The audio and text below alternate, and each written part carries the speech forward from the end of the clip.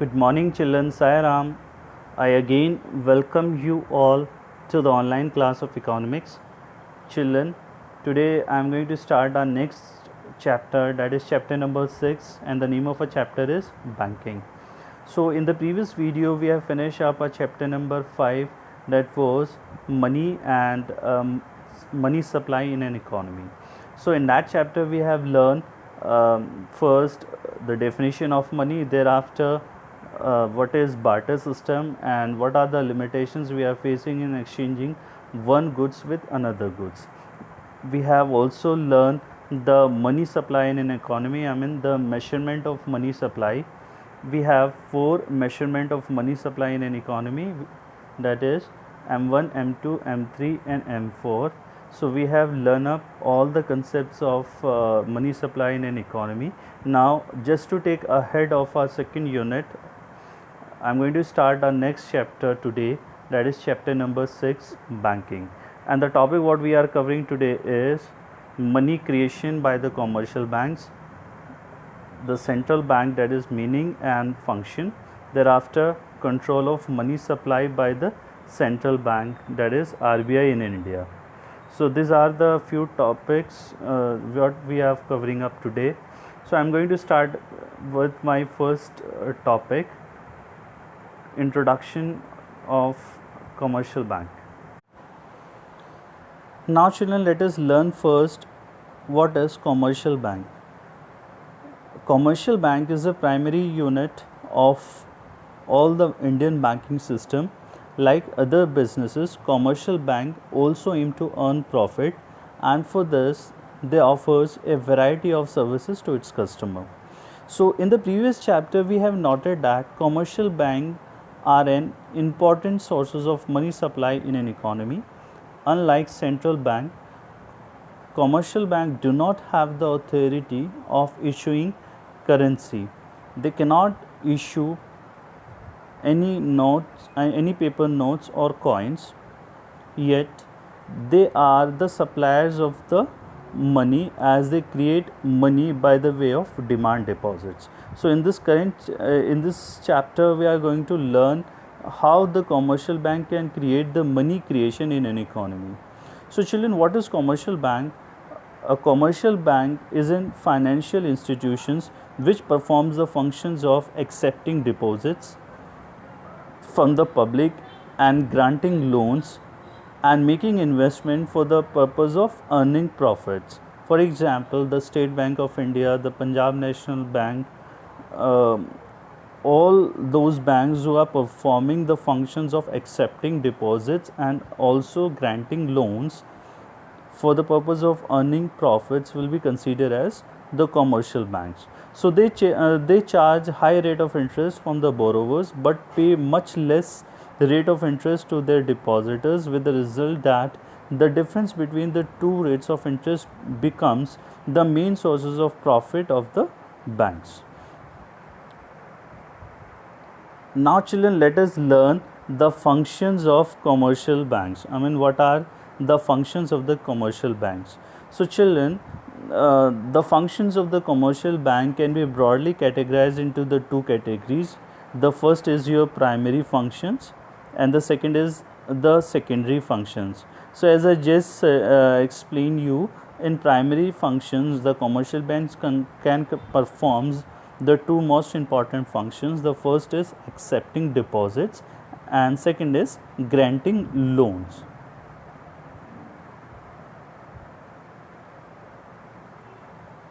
So children, the main functions of the commercial banks are accepting deposits from the public and advancing them loans, as I explain you in the definition as well. However, besides these functions, there are many other functions which these banks performs. So all these functions can be divided into the following heads. Children, we have broadly divided the functions of the commercial bank in two categories. The first is the primary functions and the second is the secondary functions. So in the primary functions, the commercial banks can perform accepting deposits and granting loans, whereas in secondary functions the commercial banks can perform the functions of overdraft facility, thereafter discounting of bills of exchange, investments of funds, agency funds, and other miscellaneous functions like lockers facilities being provided to the account holders. So these are considered as the secondary functions of the commercial banks. So children, now let us move to the next slide, and here we are learning the first function, the primary functions of the commercial banks. Children, first is accepting deposits. It is the most important functions of the commercial banks. They accept deposits in several forms according to the need and requirement of different sections of the society. So the main kinds of deposits are, the first is current account deposits, or we can say that demand deposits. So these deposits refers to those deposits which are repayable by the bank on demand. So children, such deposits, the current account deposits are generally maintained by the businessmen with the intention of making transactions with such deposits. Moreover, they can be drawn upon a check without any restrictions, and bank do not pay any interest on these accounts. Rather, bank impose some service charges for running these accounts. Now second is fixed deposit account.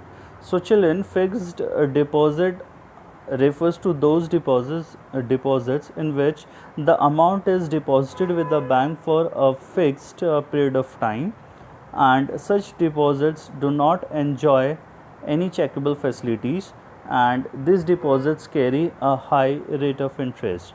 Now third is saving account deposits. So children, saving account deposits combines the features of both current account deposits as well as fixed account deposits. So the depositors are given a checkable facilities to withdraw the money from their accounts, but some restrictions are imposed on number of, or you can say some restrictions are imposed on number and amount of withdrawals in order to discourage frequent use of saving accounts. They carry a rate of interest which is less than the interest rate on fixed deposits.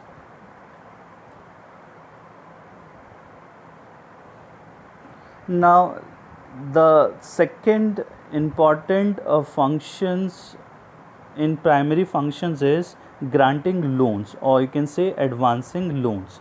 So children, the deposits received by the bank are not allowed to remain idle.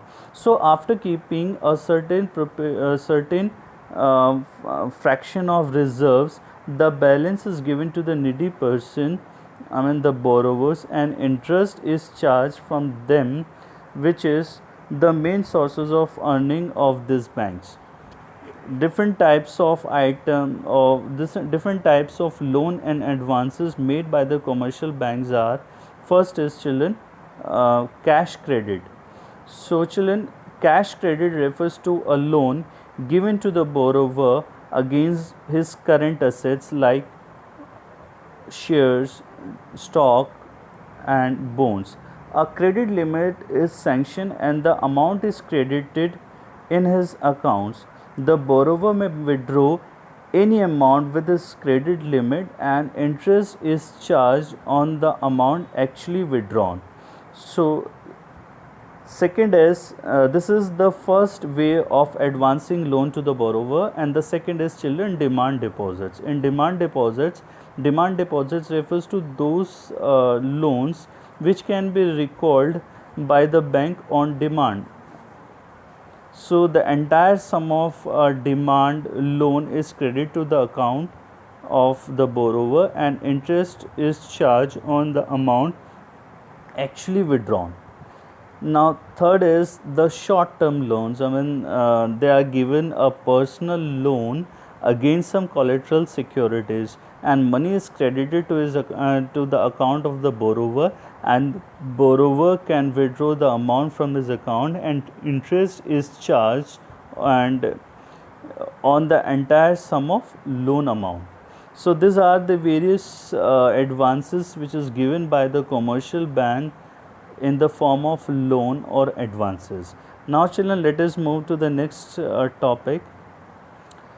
There are some other secondary functions of the commercial banks as well.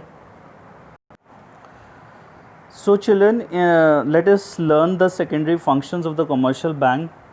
So in addition to the primary functions, commercial banks can also perform the following secondary functions. Now first is children, overdraft facility.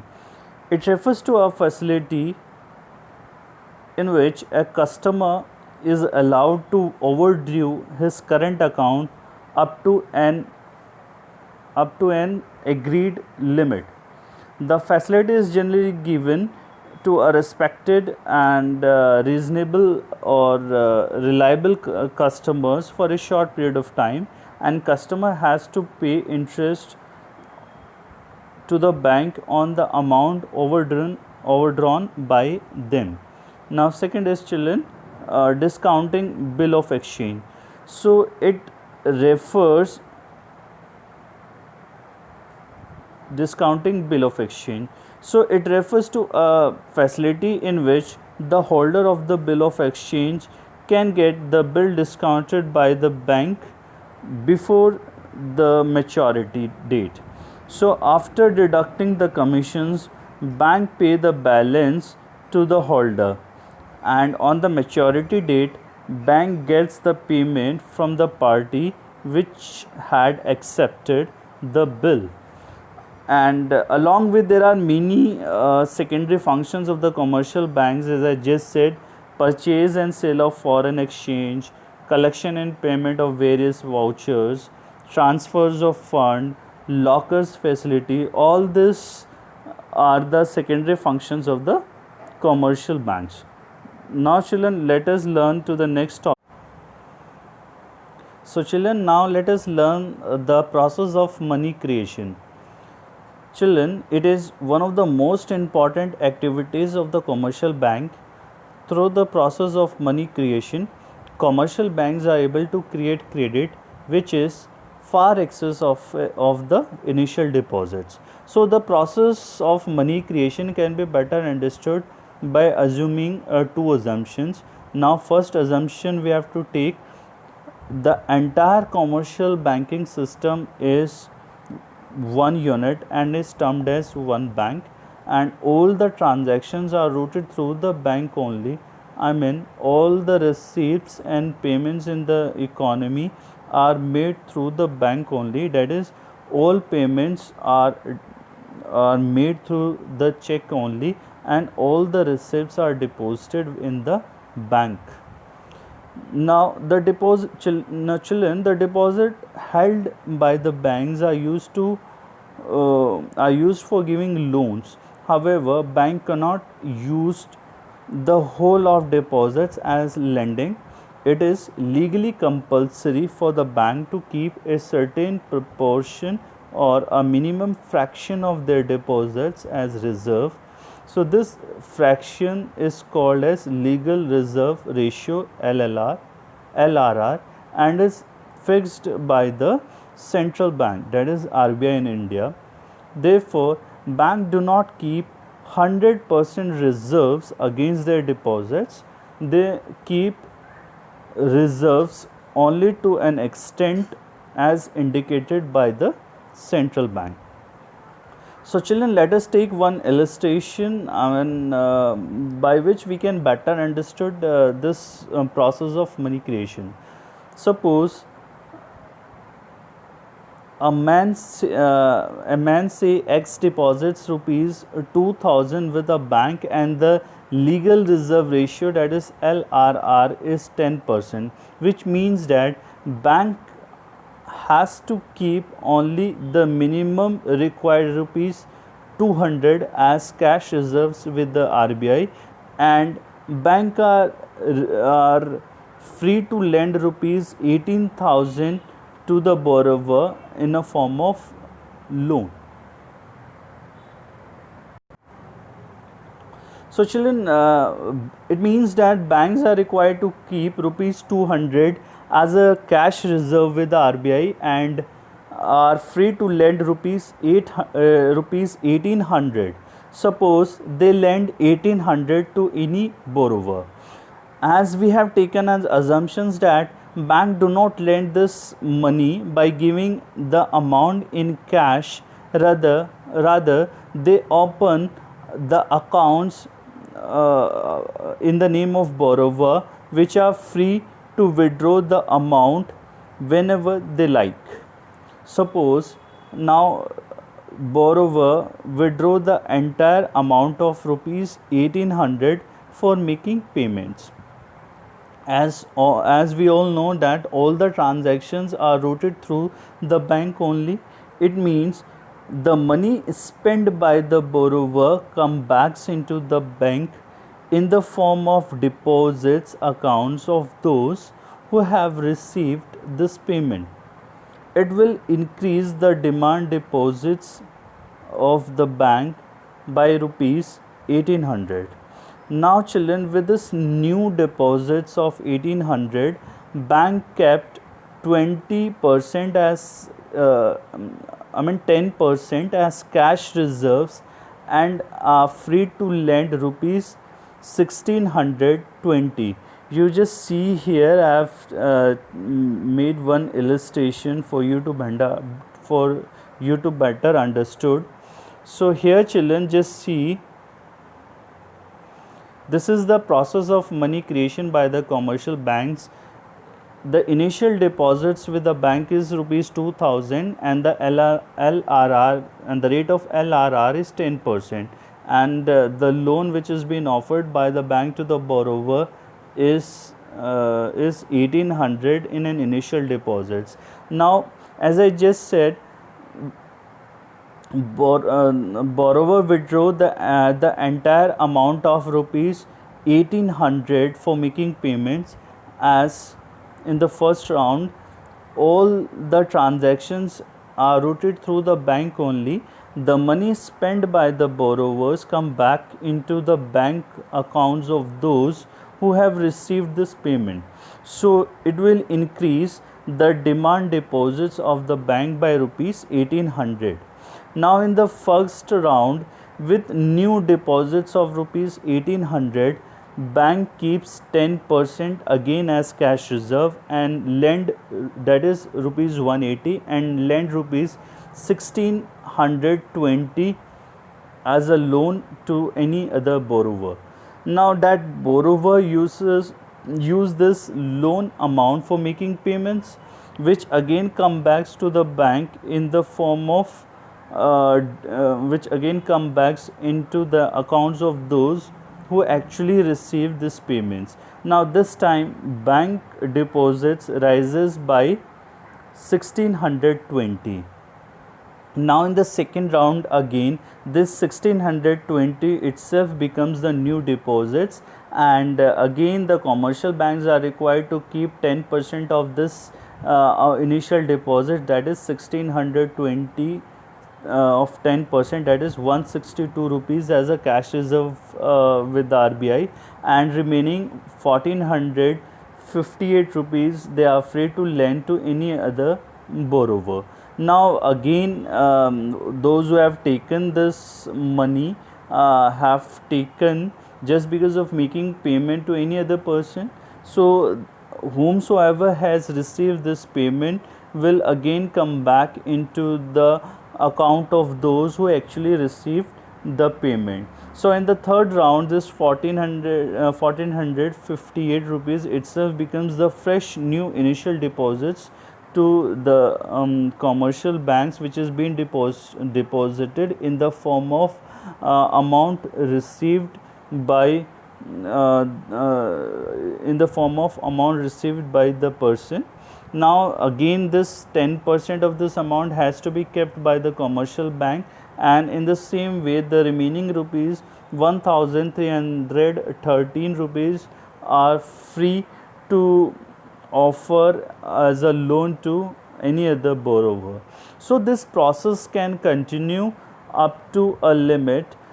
You can say the depositors, one thing is very important to understand here children, the deposits keep on increasing in every round by 90% of the last round deposits, and at the same time the cash reserve will also going on increasing each time by 90% of the last cash reserves.